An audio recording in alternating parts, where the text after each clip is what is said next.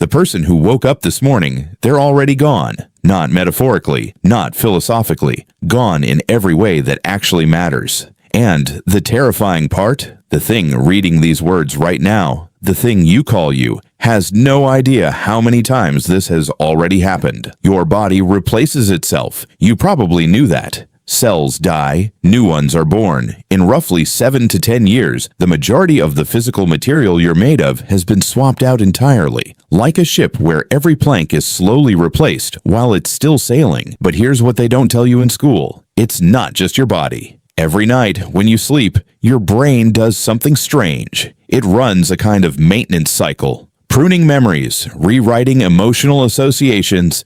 The version of you that falls asleep is not the version that wakes up.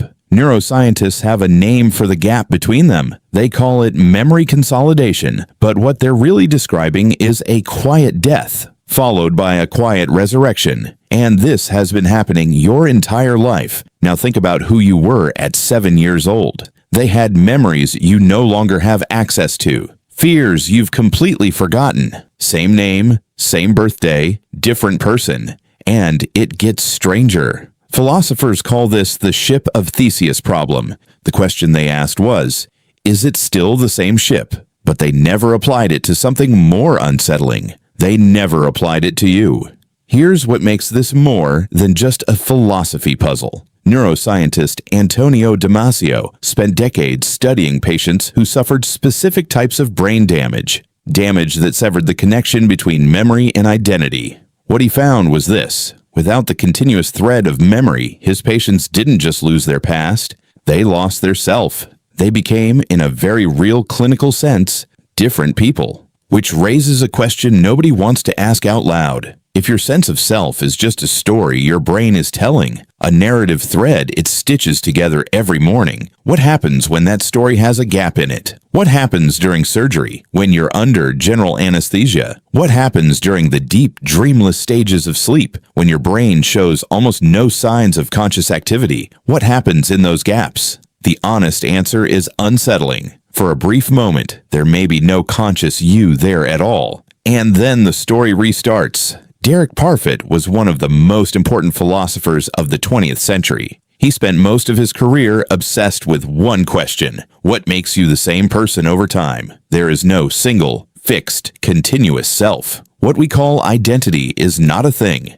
It's a pattern, a recurring process, like a flame. The flame you light a candle with tonight is not made of the same molecules as the flame from yesterday, but we still call it the same candle. You are the candle. Parfit didn't think this was a tragedy. In fact, he said that once he truly accepted it, once he understood that the self was a kind of useful illusion, he felt free, less attached to his past, less afraid of his future, because neither of them, technically, belonged to the same version of him. So let's sit with that for a moment, because this isn't really about memory, or neuroscience, or even philosophy. This is about something we do every single day without realizing it. We carry our past selves like weight. We punish ourselves for things a different version of us did years ago. We hold grudges against people who hurt us. We delay our future. We procrastinate. We treat tomorrow like it's someone else's problem.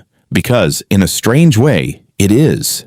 This isn't laziness. It's the brain trying to preserve a stable identity, even when change is happening constantly underneath it. And maybe you've already felt this before. Maybe you've looked at an old photograph or heard an old voice recording of yourself and felt disconnected from that person, like you were looking at a stranger wearing your face. You probably called that feeling nostalgia. But maybe it was something deeper. Maybe it was your brain realizing that the version of you from that moment no longer truly exists. So what do we do with this? There are two ways to hear everything we just talked about. The first is as a horror story, a realization that the self you've spent your entire life protecting and performing is temporary, that every version of you eventually fades and is replaced by another. That is one way to see it. The other way is harder, but maybe more meaningful. What if the reason humans can grow, forgive, change, and heal is precisely because the self is not fixed? Because a fixed self cannot evolve. Only a self that can slowly dissolve and rebuild itself can do that.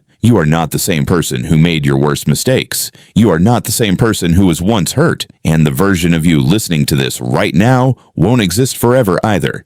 Maybe that's not terrifying. Maybe that's what makes change possible. You've already survived every version of yourself that you thought you couldn't live without, and you'll survive this one too.